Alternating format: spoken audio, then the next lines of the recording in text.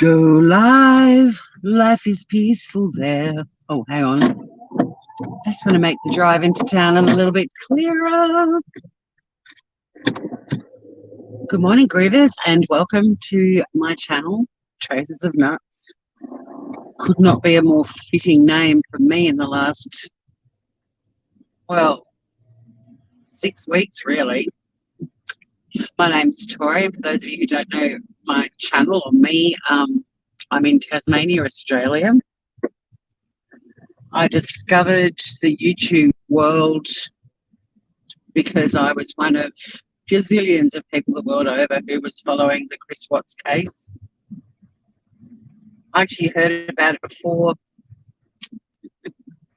they were found. I think seeing Chris Watts on the porch was possibly the first thing that I saw, and I'm like, ooh, that reminds me of an Australian case regarding a beautiful woman, mother of 3 little girls, who vanished, and her slimy husband, Gerard Baden Clay, ended up being the murderer. But he did a very similar interview. So my little Winky meter was spinning. Anyway, that case brought me to the world of YouTube. On this channel, I try to do a bit of everything. Initially, it was just to try and make YouTube fun again because the communities I was wandering around seemed to have a lot of heartache and drama going on all the time. And I initially was going to use my channel just to promote my stand-up comedy and do fun stuff like that. And it's kind of become more of a vlog channel, really, especially in the last 6 weeks, where I've lost 2 very, very close girlfriends, both gone way too soon, both of them only 50 years old. And in the last week, or since Saturday, so not quite a week yet, I've had to deal with my rescue cat Biscuit, who's a bit of a celebrity on this channel, in the fight for her life with, and I know that sounds dramatic, but it's true. She was put on oxygen yesterday after I visited her, but I got a message from the vet this morning saying her breathing is now, well, it's not perfect, but it's better than it was. So I'm really glad I left her there because at the vets, because if I'd been at home with her, I would another, midnight dash to the vet. And I'm in the 3rd week of my new job. It's only 2 days a week, and I'm heading to work right now. And yeah, I'd probably be heading to work with massive bags under my eyes, very little sleep, and that's not great. I feel sorry for the guys who've employed me. I'm doing a work placement at the moment. But my first week I was like, I'm really sorry. I've got a friend who's in palliative care. I need to go and see her before we go out to dinner. The second week it was like, I'm really sorry, but she died and I've got a eulogy to deliver and a funeral to go to. I still worked for them. We just changed the days. And then this week is like, my rescue cat's in critical care at the moment. They must, I haven't told them about Biscuit yet, but they must think I'm batshit crazy. There's a lot of crap going on in one life in the first 3 weeks of a new job, right? Anyway, I talk a bit about it on my channel about anxiety. I had adrenal burnout 18 months ago and ended up very unwell.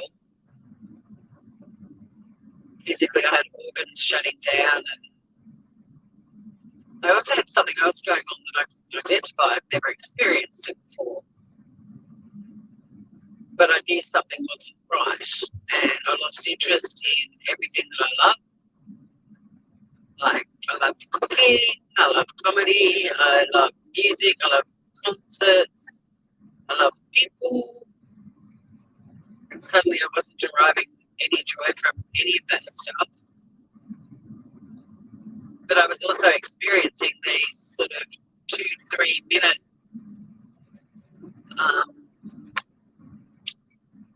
physical word. I mean, they're anxiety attacks, but I didn't know what they were. And I thought I was having a heart attack. I seriously thought I was going to die. So I was having those as well.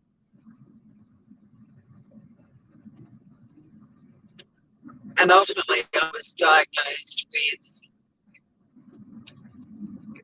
anxiety at a very debilitating level. And I've managed to come up with coping strategies and things that I know to do when I'm feeling that an attack might be coming on or that my anxiety is coming into play. But it's a learning process. It's not like I've mastered the art of it, but I haven't been medicated. I'm proud of that fact, not to judge people who are medicated. Holy shit, there's been plenty of times I've wanted to, but in terms of my coping strategies and the things that I've learned to do, I'm proud of myself because it's been really hard, and there's been many times where I've said I really think meds will make this a lot easier, and my treating practitioners have been very reluctant. I'm proud of myself for sticking with it. But one of the coping strategies that I've found to be the most beneficial, and this day has inspired me to go live and chat about it, is the sun will always find you. Whether it's literal, like this beautiful sunny morning, I mean, have a look at it, Grievous, it's gorgeous. Or whether it's something that happens when you're feeling anxious or depressed that reminds you the sun or good things are out there. And I'm not an expert on depression. I've also been diagnosed with, pardon me, a severe depressive disorder, which is more related to the outcome of my burnout and the processes that I went through because of that. Along came depression, which is a pretty natural thing to happen when you've worked with people for a long time and suddenly you're not well and they all disappear. You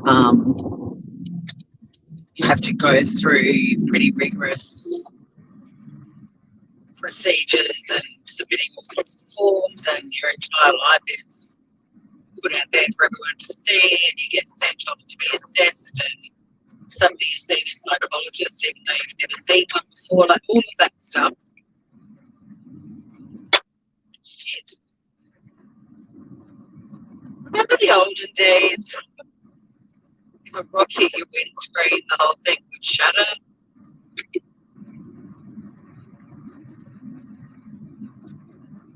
A truck threw a rock at me. I mean, the truck didn't literally pick up a rock and throw it at me, but... So it looks like it's just me chatting away to myself, and that's all right. That's what vlogging is, and it's really just a message of hope for people. Biscuit is still not 100%. I've already made the decision to leave her there for one more night because I've still got another day of work tomorrow. And if I pick her up tomorrow night, I'm home for 4 days. So I can observe her. If she goes downhill again, the vets can come and help her, or I can run them around to her. They do house calls, which is so good. She's a very, very anxious cat as well. That's me. We're the anxiety sisters. But I just think for tomorrow, with my boss, one of my bosses is here, I think it's best that I just focus on my new job. Hey Val, you're listening. Thanks, darling. Look, it's a vlog channel at the moment, so I think vloggers really just tell their stuff, and if people are listening, that's wicked, but if not, if people want to listen, that's cool. And if none of that applies, it's that old saying, you know, that if you write something down, it helps you process things. And get it out of your thoughts, and I really have to focus on work today. I'm in a really good place today. I feel so much better. My anxiety, as a lot of you know, is through the roof with biscuit, but I feel a lot better today, and I've got to thank the Diane's no receipts saga for helping me in a way, because holy shit, the latest in that saga gave me the biggest laugh last night, and I knew I was better. But yeah, my message today is really just the sun will always find you.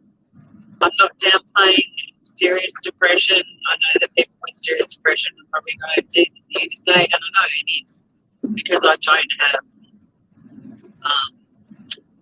a type of depression where even as try as I might, I can't see the sunshine. This blog is really about how one of my coping strategies with my debilitating anxiety and my severe reactive disorder and my now I've forgotten the word.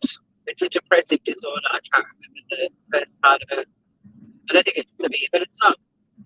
It's a word like that, but it's not that word. But that last one is very situational. In fact, so is the reaction disorder. They're both very situational and very connected to my former employer and colleagues and clients, and it's easily identified as being triggered by those things. So, anyway, so it was really just to say that the sun will always find you, and you've got to kind of look for it too. Just little blessings and little things that happen along the way that might seem really small and insignificant are there to remind you you're not a horrible person, and you are allowed to be broken, and you are loved. The thing with anxiety is the simplest of things can be incredibly overwhelming. And people mean well and check in and care about you, and I did appreciate all of that, but I also started to feel obligated to respond, like I was talking about on the beach yesterday, and I became incredibly overwhelmed by love. Yeah, sunshine, and look at this beautiful sunshiny day.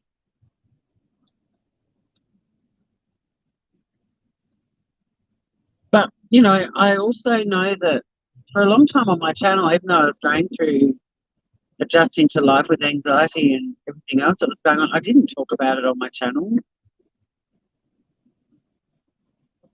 Not because I was embarrassed or I thought I'd be judged, because I was still coming to terms with that. And now I feel I'm at a place where the conversation's got to happen so people do talk about it, because people around you, when you're diagnosed with something like that, unless they have direct experience with it, they don't know how to handle it, or they don't know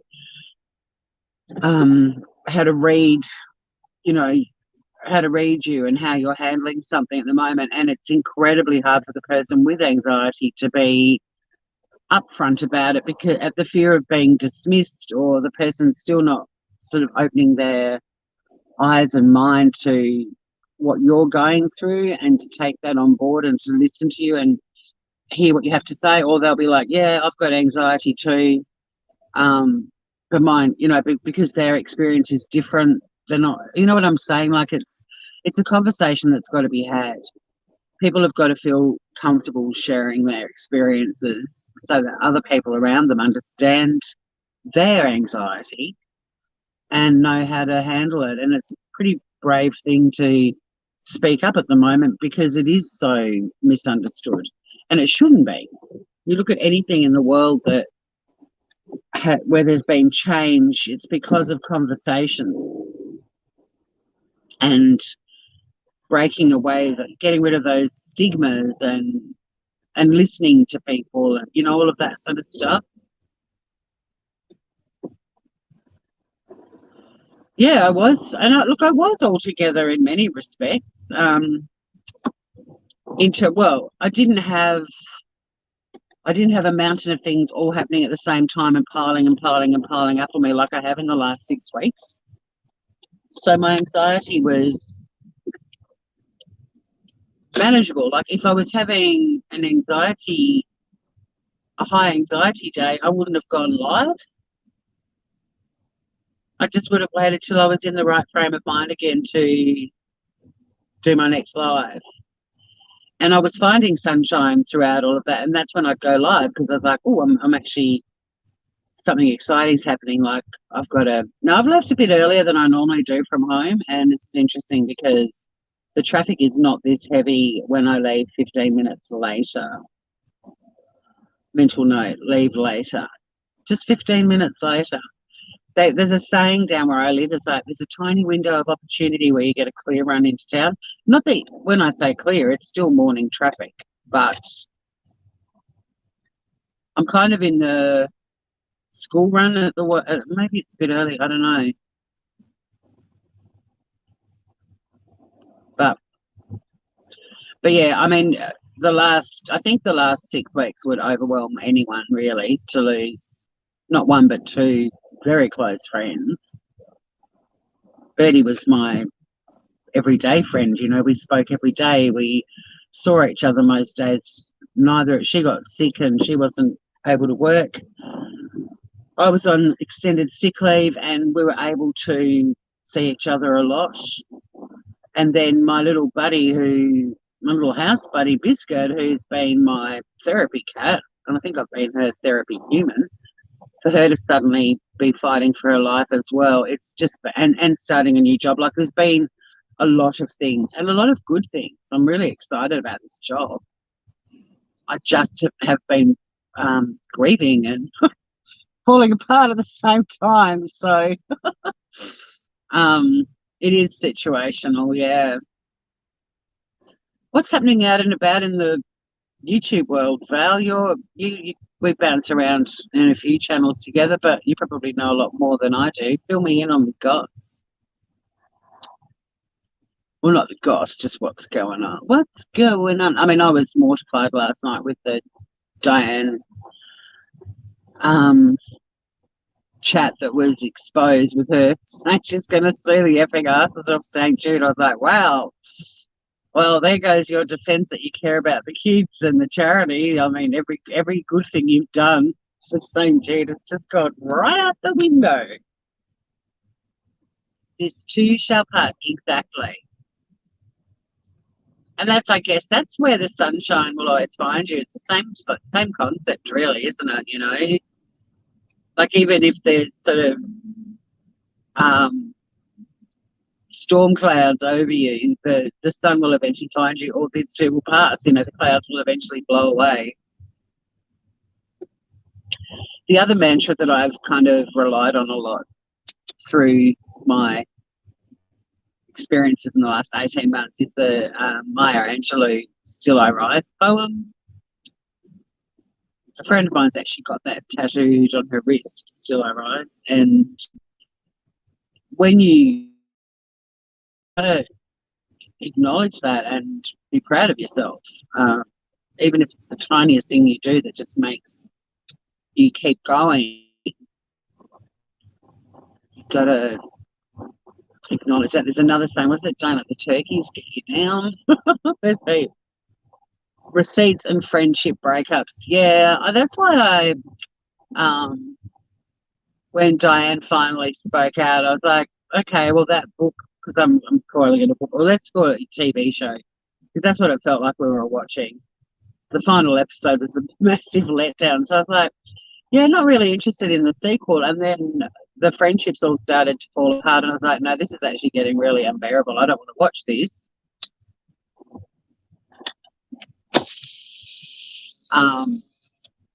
For many reasons. I mean, if you're fond of some creators who are good buddies online and they fall out, that does actually affect people.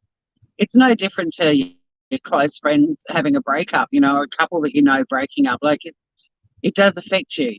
And over Diane and all of that stuff as well. Um, but also how quickly friendships fall apart on YouTube, and the lack of desire to fight for it. They just let friends go. Um, it's a weird online world because on the one hand, people that are friends online, will almost fight to the death for their YouTube friends, but when something goes on, they are very quick to just go bang, it's over. It's weird. It's weird. Like in the real world, if you disagreed with your friends on something, you don't necessarily, I mean, it would depend what it was, but there's nothing happening on YouTube that would warrant just putting a black line to a friendship. Maybe Wendy has, but I don't know how I feel about Wendy's reaction and so on, and even with her, like, but yeah, if all these YouTube friendships are falling apart over what Diane did, that's really sad, especially when the channels that I'm thinking of that have probably fallen out, I don't know, I could be wrong, but the writing was on the wall. They weren't channels that were friends with Diane in the first place, so why let what happened with her channel end your friendship? Like, just agree to disagree on something, but stay tight, Don't lose your friendship over a person you never cared about in the first place. Because you just wouldn't end a friendship in your real life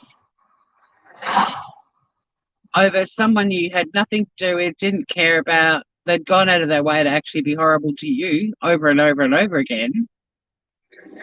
You'd stand strong with your friend, even if you had different feelings about, something oversized is coming down the road. I wonder if it's a house on the back of a truck. People are fickle, and yet what's weird about it is the YouTube friendships end very quickly, but when they're friends, they fight to the death. I'm picking up what you're putting down. I love that expression, Val. I love you too. I met some gems from all the little communities I've bounced around in over the last few years, but you're one of those ones that we connected somewhere and then always excited. Not that I'm in many channels or chats anymore, but I was always excited when we bounced into a channel together. So, hey, you.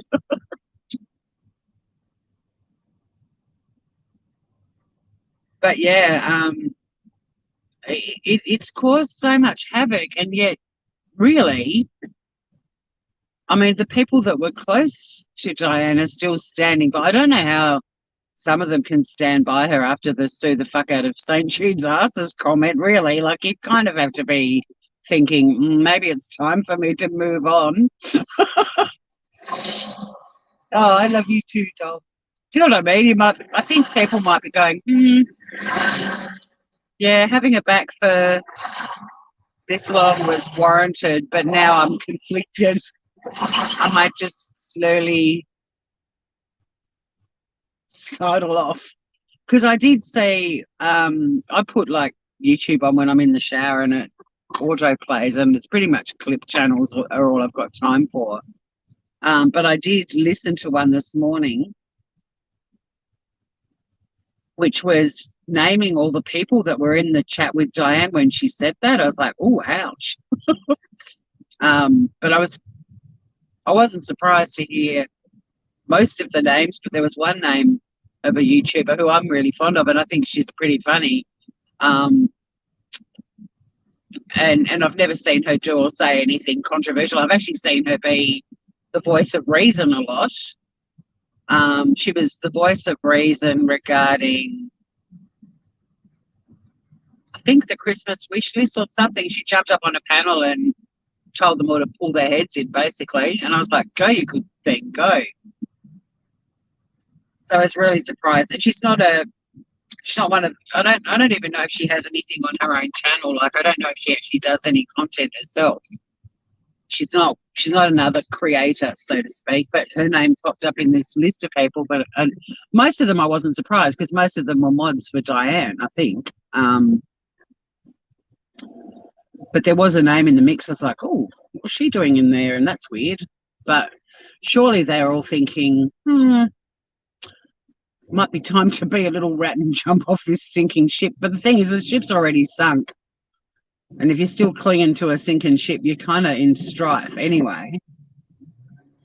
But I don't know how you can defend Diane saying she's going to sue St. Jude's fucking asses off. I don't even know a lawyer who would represent her after that. Like, yeah, we'll take, as if St. Jude's going to go, thanks for that. We've taken your threat and we are going to sort this shit out for you, Diane, whoever the fuck you are. Especially if she wasn't as big a donator as she makes out to be. St. Jude to be like, what, you've given us $800 in the last 3 years? Do you think we give a fuck about you? Do you know what I mean? Oh, it did give me some laughs. So I am kind of interested in the sequel now, but I'm not happy about the friendships falling apart. But I also think that's their call. And if the friendships are that fickle and shallow, even though, like I said, a lot of them in the past have been like, fight to the death to save our friendship, and suddenly they're like, okay, I'm over that friendship, see ya. I don't know. I find it all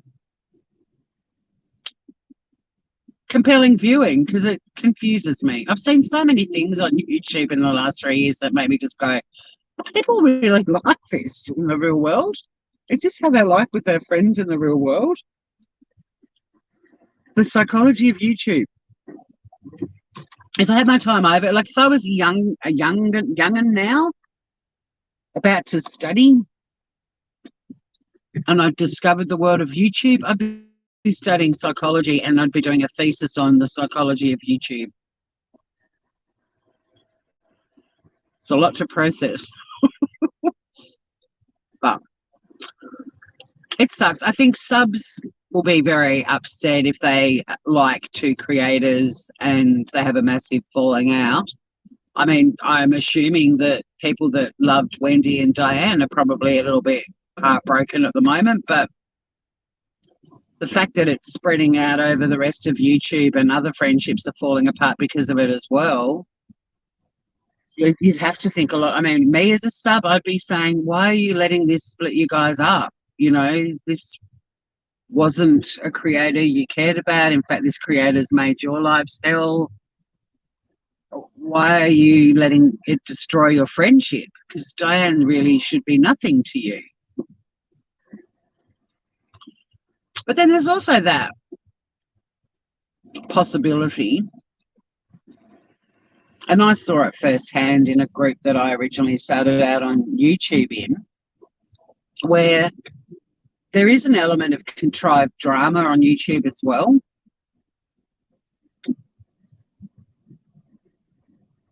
I know. Oh, you're a trained therapist and you don't have the energy. I was about to say that, yeah, there's a lot to process. I think it would be very hard to do it because it does impact on people as well, like therapist or not. You know, therapists would be better equipped to deal with some of the shit we've seen, but you'd have to just focus on one creator at a time, I think. There's been many times I've just wanted to put my hands through the screen and shake them and go, snap out of this. This is ridiculous. But yeah, is contrived drama one of the reasons this stuff is still going on? Because I saw it firsthand with a group of creators that I was involved in. They kind of, behind the scenes, they're not idiots, because at the end of the day, they know how to make money on YouTube. And at the end of the day, that's why they're doing it. People aren't going live for 6 hours on YouTube for the joy of it. They're getting paid. You've got people watching and you've got people joining up as members and super chatting you and PayPaling you and all of that sort of stuff. And, money makes people hungry and it becomes a bit of an addiction, but they all know the thing. Well, I mean, I know. Look at me. I go live. I'm driving. I'm trying to send out a positive message that the sun will always find you, even when you feel like you're being followed by a massive thundercloud for days on end. I've got 4 people. I've got 1 person chatting and 3 people maybe listening or lurking, I don't know.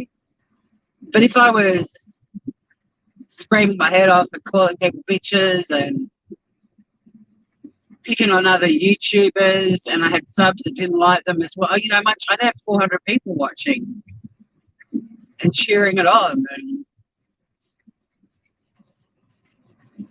And I'm quite happy to stay genuine and down to earth and just speak my truth. And if that's too boring for people, then that's fine. I'm not on YouTube to become a mega channel with thousands of people tuning in because I'm a train wreck. I don't have it in me. I don't have the personality type, but I also don't have the energy to get fired up. I get fired up about things in my real life, as some of you would know, just from, I don't mean angry fired up, but things I'm really passionate about are the things I really care about.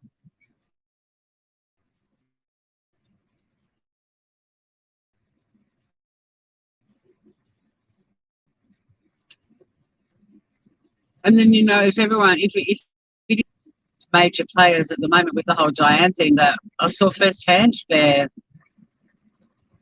manipulating situations for drama. I've known for a long time one creator in particular is strategic enough to know, hey, stop animal cruelty. Like, she knows the more ranting and raving and crying and carrying on she does, the more people watch her. But if that's the case, if it is contrived drama, I think the Diane's no receipt thing is a legitimate scandal. But subs are also being kind of, and now they're all processing that some of their favourite creators are falling apart and falling out. And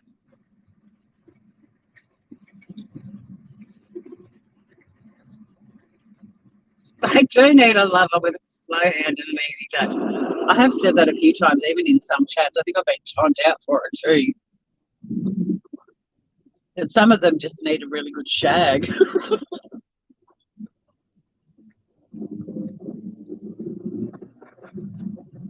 Some of them really need a good shag. I think that's why I got blocked in Diane's channel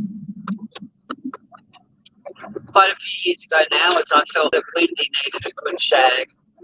And I might have been dumb enough to say that. And I was blocked. But they weren't really my cup of tea anyway. They were so transparently hypocritical that they were painful to listen to. And I like humour over drama too. Mel and I both just wanted to do channels to make people laugh and feel good. Even if one person got a little giggle from something that we did, we've done our job, And then Mel was brave enough to go public and be very vocal in defending a friend who was treated like shit. And then she ended up copying, and still does, so much shit. And she was being a good person. Mel was being a really good person and a very good and loyal friend. And she's still getting framed for it. And you've got these other channels that are doing legitimately awful things, and people are still backing them.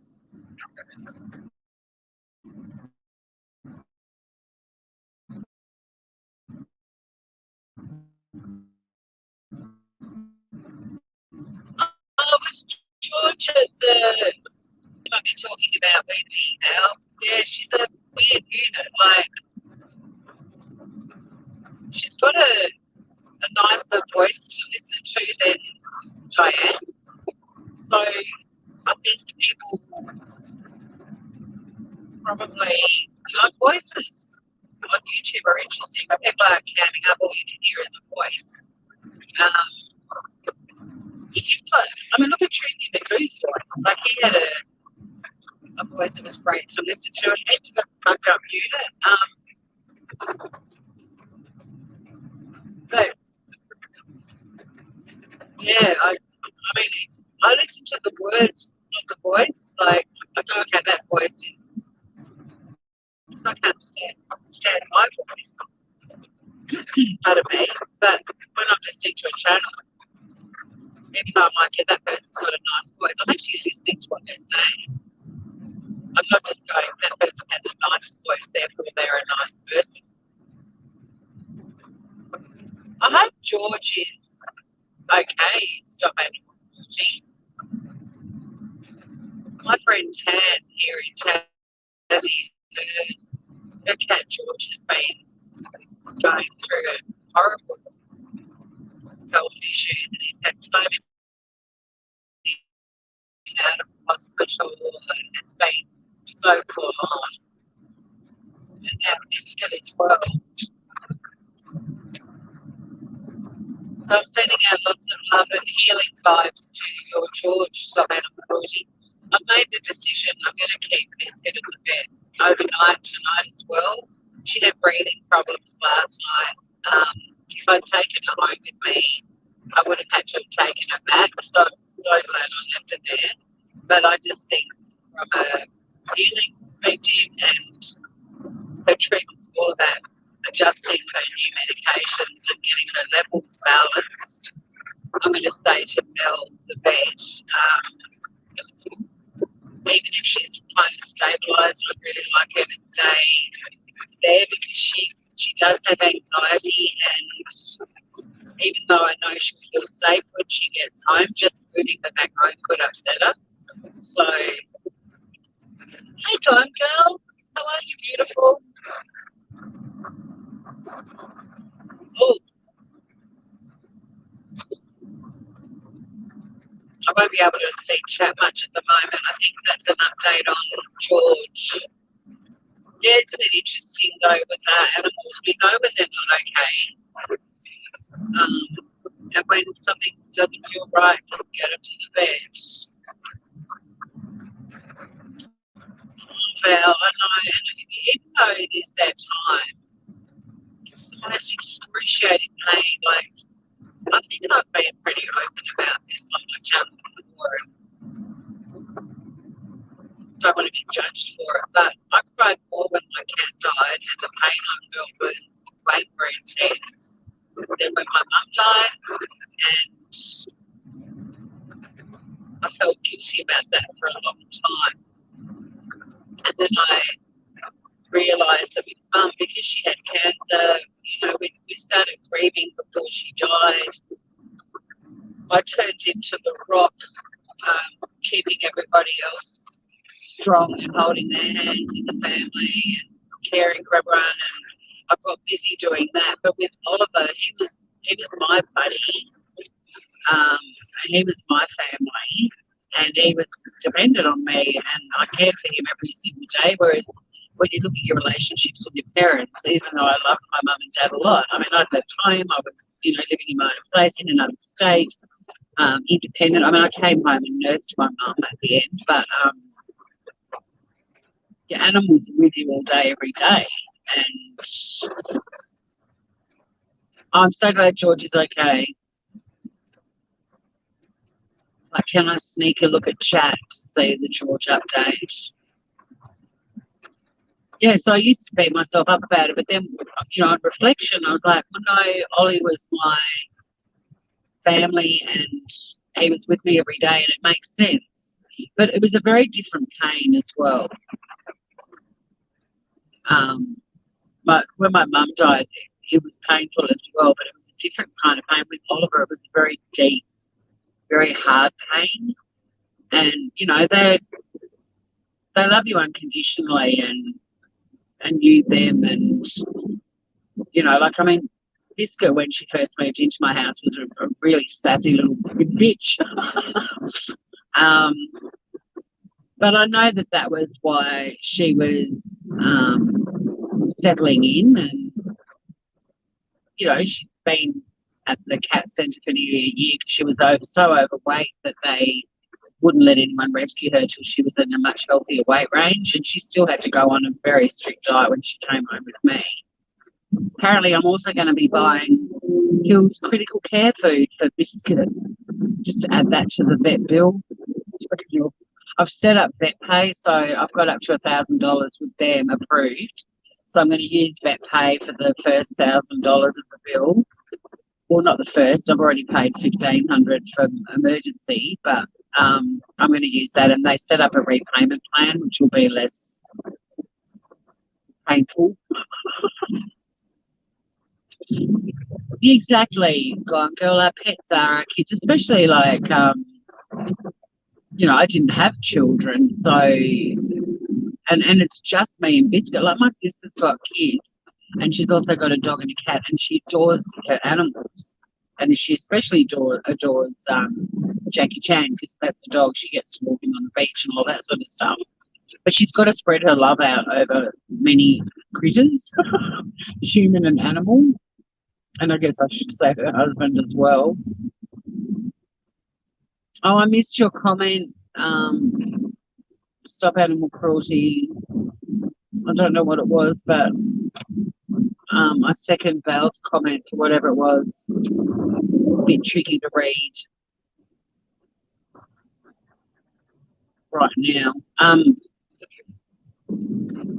But yeah, I mean, I have to read chat later and see what you were talking about, because there are parts of my drive into work I can't look at the phone. Like now I can, because I'm barely moving, but my child-free group, there are some members in there that are very adamant that your animals are not children. I don't call Biscuit my fur baby, and I don't have problems with people who do, but I do feel like Biscuit's mum. I mean, I'm basically keeping her alive, caring for her and nurturing her and all the rest of it. I feel it does feel very much like a maternal kind of thing that's kicked in with me with her. I mean, obviously I didn't give birth to her. It's your dad. Your dad's not okay?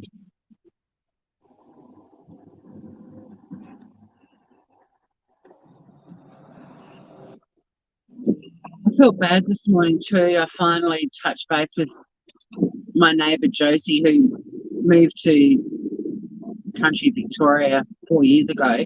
Remained married to husband Paul, who stayed in the house. Like, they're my neighbours. Josie and I were close when she was still here, but we've kept in touch. But her mum died the same week of Birdie's funeral, and I kept thinking, just message Josie, message Josie. Anyway, I finally did it this morning. Because I just hadn't done it. But largely because of the whole social media thing, I've really got to work coping strategies to not let social media overwhelm me. I kind of wish we just had like one thing, like Messenger, and everyone just spoke on that. But you've got I've got 2 Facebook profiles. I've got Messenger for both of them. I've got email. I've got Twitter. I've got Instagram. I've got YouTube. Like, it's all messages coming in from all over the place. I wish they'd all just end up in one big folder and you can just go scroll through and deal with what you need to. He didn't know who you were, Stop Animal Cruelty?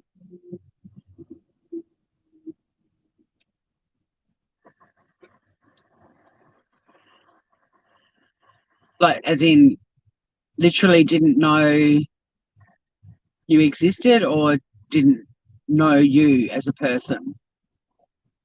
Because one of the biggest conflicts I had with my dad was I just wanted him to get to know me. I just wanted him to stop projecting his beliefs of who I was, because I was sprung from his loins, and just get to know me.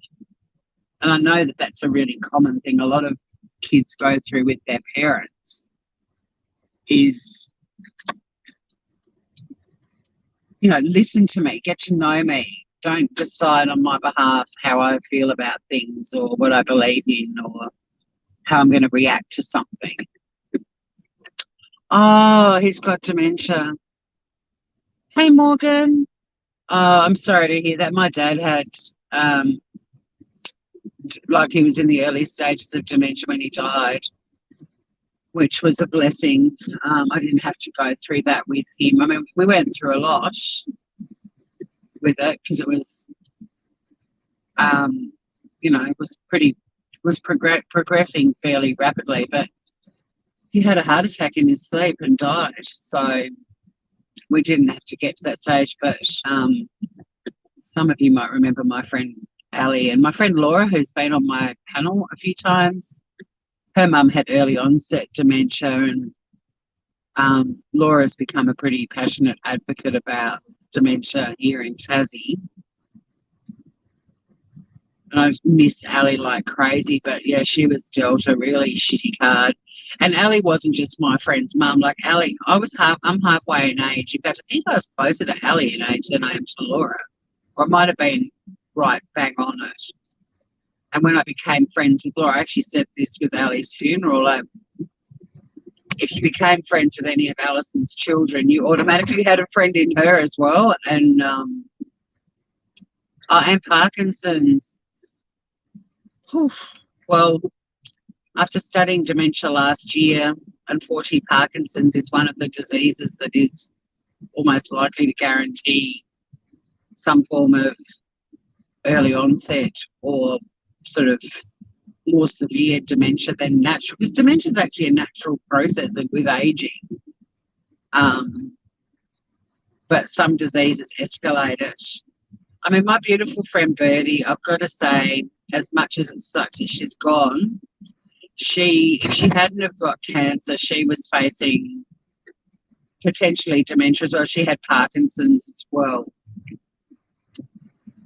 And we talked about that, like realistically for her, dying of cancer was the better option than living with Parkinson's for another 10 years and then becoming demented. Like, not becoming demented, but having dementia. Like, she actually felt that cancer was not weirdly, I understand it, but that was her preferred option. So, I mean, when she was diagnosed with Parkinson's, she knew she was in for a very difficult older age. So I'm so sorry to hear that. He's only 75. Yeah, that's too young. My dad died at 74, and I mean, mind you, my dad packed 5 lifetimes into the one that he had. He was unbelievable, and his body was just, over it, I think. But I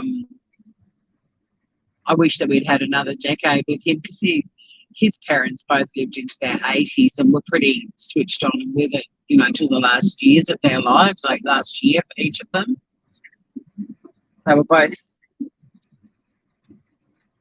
between the two of them, all the shit they had wrong with them, like if it was one person, they wouldn't have been around, but they just had the right combinations each to keep going.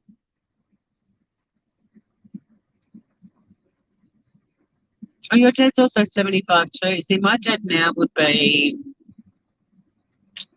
well, he died in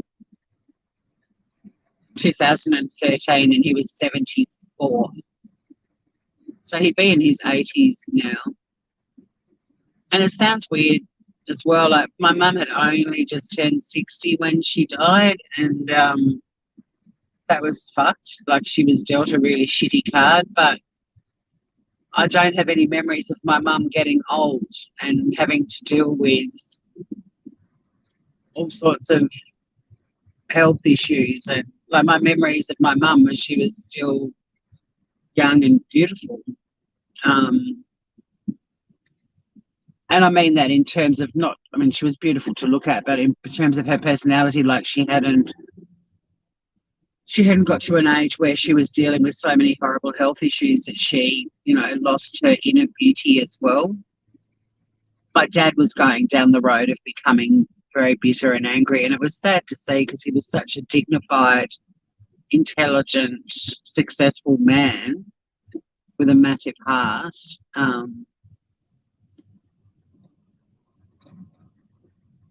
You know, I used to say to him, is this how you want to be remembered, Dad? Like, you've had this amazing life and you're adored. I mean, Dad had a state funeral. In that thing I'm just driving past now that looks like on the right, looks like a big carburettor or something. That's the Federation Concert Hall where Symphony Orchestra, that's the home of the Tasmanian Symphony Orchestra. That's where my dad's state funeral was. Like, he had a massive funeral so that the members of the public who adored him could all come and say farewell to him. I had to stand on the stage in that building. I felt the size of an ant to do Dad's eulogy to 1,000 people in that hall. It was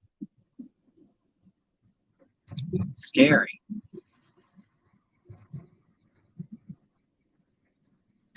But it was lovely too. But yeah, it was pretty daunting. I'm in town nice and early because I do want it, because my boss is flying in, I wanted to get in early and have everything set up and I'll grab a bit of brekkie on the way in. So, but I'll have a look at chat before I end this live. It's actually harder to read chat now that I'm at red car speeding. He's not doing 50, I'm doing 50.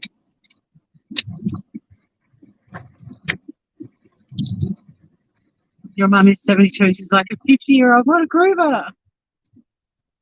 We're in Hobart, Tasmania. So this is the capital of Tassie.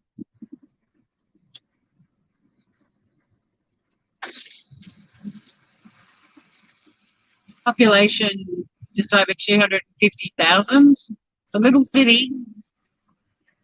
I mean, there's only just over 500,000 people on the whole island.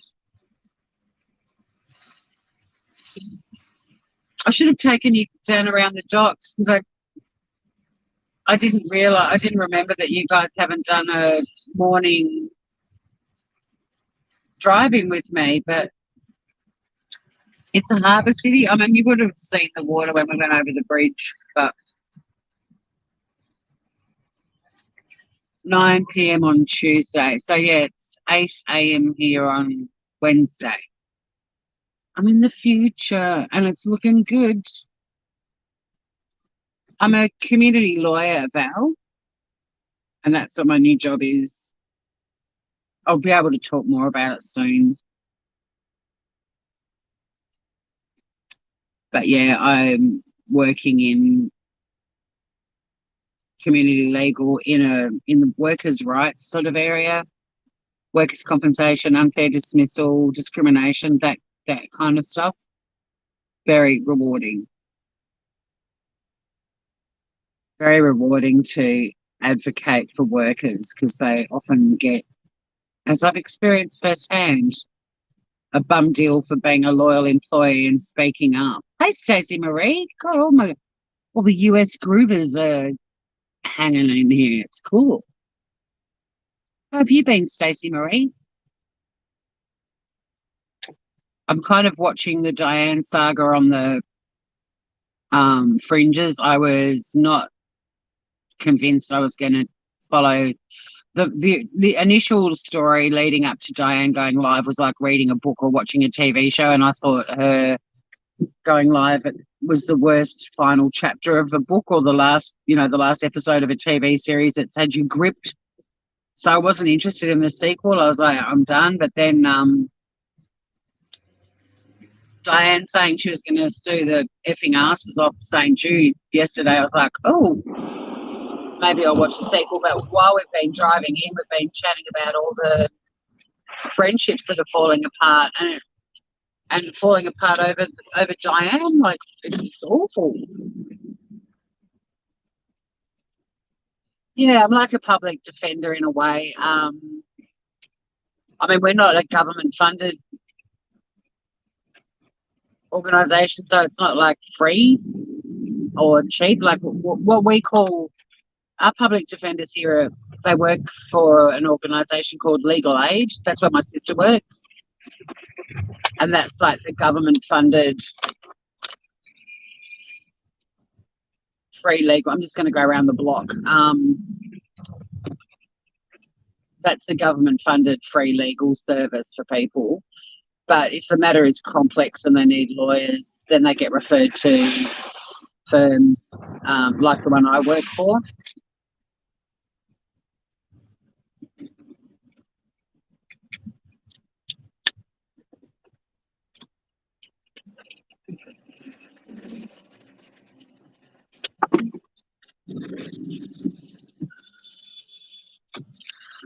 I've also been catching up on the snowstorms you guys have been having, and people without power. Will the Rocket messaged me this morning to say that he'd gone to stay at his mum's because his place lost power. Full on. And snow places getting snow that don't normally. And then because I lived in Kansas City, a friend of mine there messaged me the other day to tell me what was going on there. And my host sister and I are still in contact, and she also had filled me in. I was like, shit.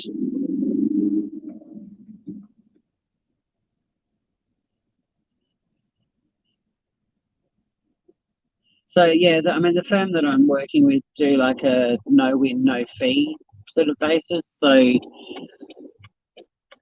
kind of clients do get free legal advice from us if their matter doesn't end up settling. It gets dismissed. But this firm is a don't give up till the bitter end. Like, they will keep fighting and trying their hardest to get a positive resolution for their clients, which is pretty feel goody as far as a legal job goes, to have a firm that could just fight very hard for people's rights. There's a lot of advocacy in this job, which is pretty exciting. Because so many people have a valid claim, but they just give up because they think they've got to pay gazillions of dollars in legal fees, or they get a letter saying your claim hasn't been accepted and they just accept it and don't realise they can fight that. Or they don't want to be seen publicly to be bagging their employer. Like, they might be in a job that they've really loved, but they're still fond of their employer, and they don't want people to think that they're being critical of their employers. There's all sorts of complex issues that come into play. And yeah, so if a client of ours has a claim that's accepted, we act for them and we look after them. But it's the ones where their claims have been denied where this firm gets pretty excited and starts doing pretty full-on advocacy. I need to tell Diane to get a grip. She doesn't know me from a bar of soap. I got blocked in her channel for saying Wendy sounded like she needed a shag.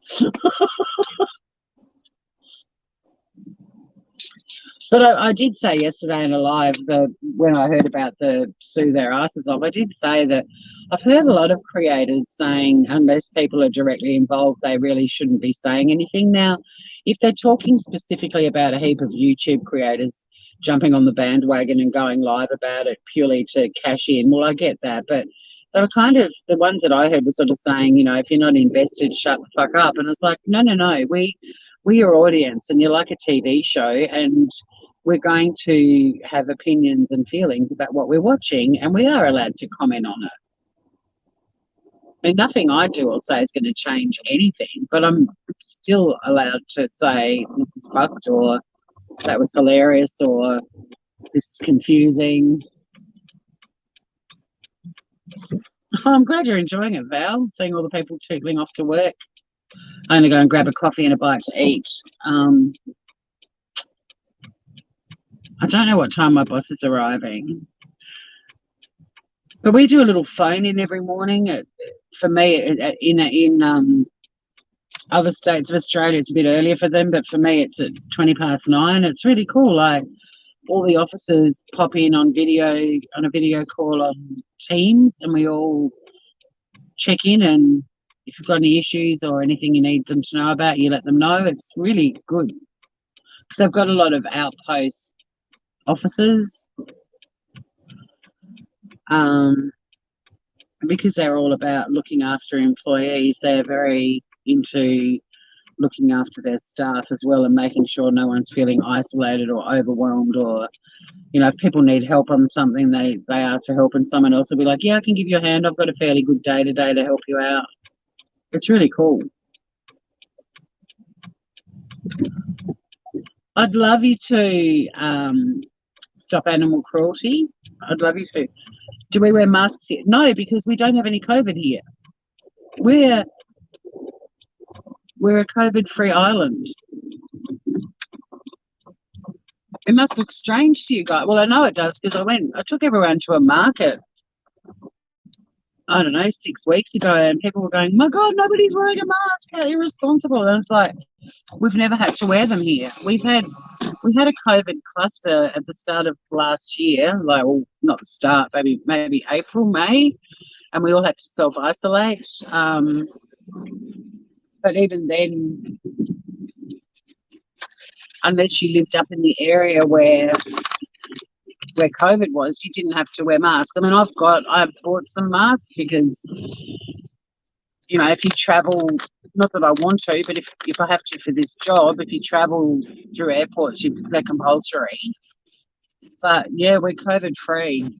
But in Australia too, if anyone tests positive with a case, like even one person, the whole city that they live in shuts down now they're going to lockdown for 5 days while they could do all the contact tracing. And a lot of other countries are saying that Australia's been way too conservative and taking a really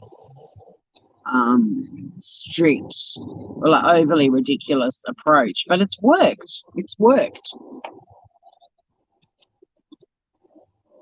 It's worked. We're unbelievably lucky. Well, we're actually not lucky. We're fortunate that our government, both federal and state, we're fortunate for several reasons. We're fortunate that, because this has had nothing to do with luck, we're fortunate that COVID didn't get here as quickly as other parts of the world, which meant we had the opportunity to see how other countries were handling it, especially Italy, France, Spain, England. We saw what they were doing and went, oh, that's not working. But not only were we fortunate that it didn't get here as quickly, I mean, it still got here quickly, but not as quickly as other places, but we're also fortunate that our governments, both federal and state, actually paid attention. And some of these parks are reserved. That's why here we go. This is a nice wide park. Yay. Yeah, so we're really lucky. Not lucky. We're fortunate that our governments took it seriously. So it took me an hour to get to work. It normally takes half an hour when it's not peak hour. Or 35 minutes. Yeah, so everyone here is grateful.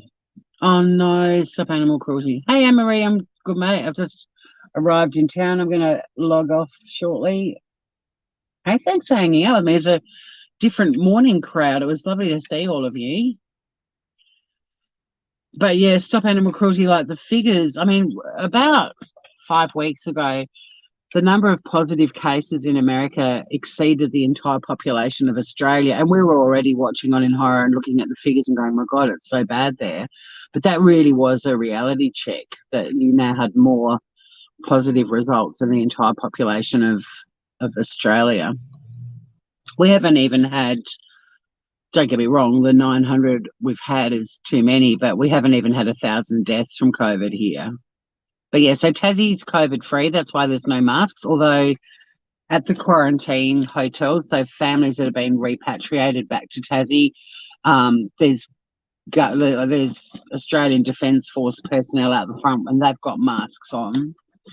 But that's the only place you'll see people with masks. And at the airport, because they're compulsory at airports. But other than that, no. Which is why it freaks me out when I watch some US channels where people are driving around and going places and buying food from takeaway, and they're all just mingling. It's like, here yeah, one person gets a positive result and a whole city goes into lockdown.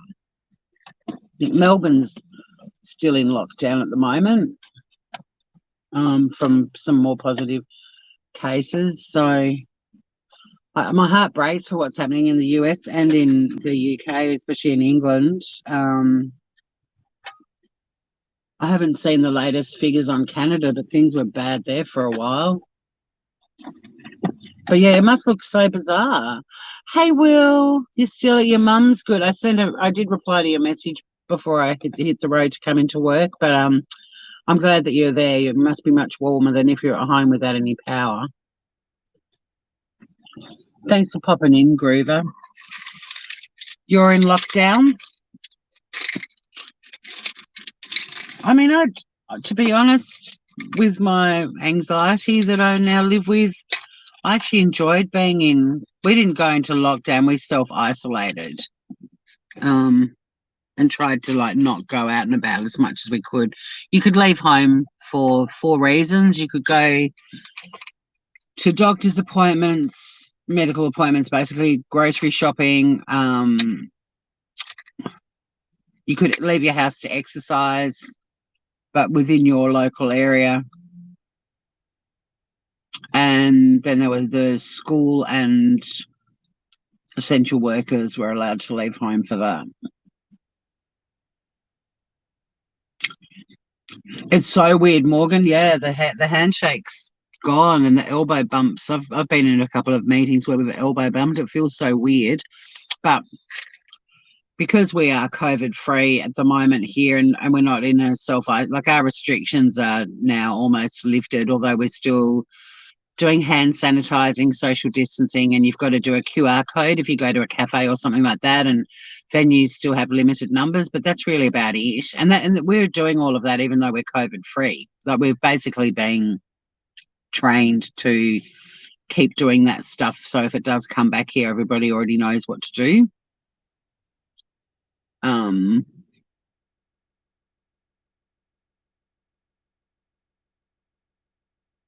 138 cases in your county right now. Far out.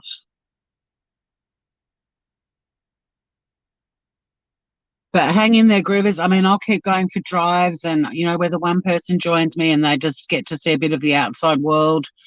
That's if I can do that with my channel. If it gives you, like if I'm down on the beach, or if we go somewhere on the weekend, if I'm giving you guys a bit of an excursion, I'll keep doing it. It's the one thing I can do with my channel, is give people an opportunity to get out and about with me and see things. But yeah, it must look so weird to people that we're all wandering around without any masks on. And I feel very grateful that our governments did listen and did the right thing. And I feel very grateful that I live on an island where there's no COVID. But we also have a bit of survivor's guilt about this, because we see what's happening in the rest of the world. And I mean, not that I would wish it on anyone on the planet, but there's also a bit of an element of feeling horrible seeing all of our friends going through way worse experiences than we are in other parts of the world. So I don't take it for granted. I will keep getting out and about and doing as much as I can to give you guys a little bit of entertainment along the way. But I hope you all have a great day. I hope friendships that are falling apart on YouTube don't impact you emotionally, because it is possible that some of it is contrived drama, and it's also possible that some of it is just genuine friendships breaking up, and that's a hard thing to watch, especially when it's over someone who did something really shifty and did a lot of shifty things to a lot of those people along the way. So try not to let it actually affect you. It's almost probably like, what you go through when your parents get a divorce. It's the same sort of feeling, but try not to let it affect you, because it is just, at the end of the day, it is just YouTube. There's stuff that always goes on behind the scenes that we don't know about, and you don't have to be paranoid about that. But the reality is creators do know how to manipulate their subscribers to be manipulate their subscribers and for them to make money and to be, you know, financially viable and have massive audiences watching them. They know how to do that. So we'll all just hang out in my little channel where everybody loves each other and looks out for each other and remain one of the honest and real and authentic little channels out there. And make sure you check out Mel Mel's channel too. She's been doing some little videos and stuff that are pretty funny as well. Very funny.